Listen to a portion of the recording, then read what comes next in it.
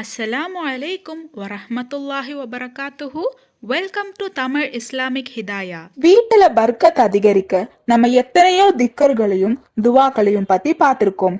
அந்த வரிசையில இன்னைக்கும் நாம ஒரு திக்கரை பத்தி தான் பார்க்க போறோம். ஒரு நாள் நபி ஸல்லல்லாஹு அலைஹி வஸல்லம் கிட்ட ஒரு மனிதர் வந்து தனக்கு வீட்டுல பர்க்கத் இல்லைன்னு அதனால ரொம்பவே கஷ்டப்படுறாருன்னு சொன்னாரு. அதுக்கு நபி ஸல்லல்லாஹு அலைஹி வஸல்லம் சுப்ஹானல்லாஹி வபிஹம்திஹி சுப்ஹானல்லாஹில் அலீம் வபிஹம்திஹி அஸ்தக்ஃபிருல்லாஹ் என்கின்ற இந்த திக்கரை சொல்லி கொடுத்து இந்த திக்கரை ஃபஜர் தொழுகிறதுக்கு முன்னாடி ஓத சொன்னாங்க. இந்த திக்கரை ஓதுன சில நாட்கள்லயே அல்லாஹு தஆலா அந்த நபரை பணக்காரனாக்குனான். அதே மாதிரி எவர் ஒருவர் லா ஹவ்ல வலா குவத்த இல்லா பில்லாஹில் அலியுல் அலீம் என்ற திக்கரை 100 முறை தொடர்ந்து ஓதி வருகிறாரோ அவரது ஏழ்மை நீங்கி விரைவில் பணக்காரர் ஆகிவிடுவார் என்று நபி ஸல்லல்லாஹு அலைஹி வஸல்லம் கூறினார்கள்.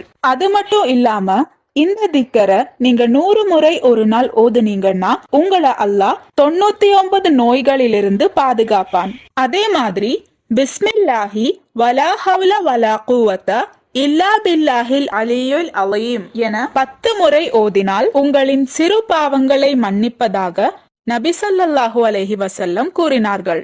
அல்லாஹு தஆலா நம் எல்லாரோட வாழ்க்கையிலும் பர்க்கத்தை நிறைத்து ஏழ்மையிலிருந்து பாதுகாப்பானாக.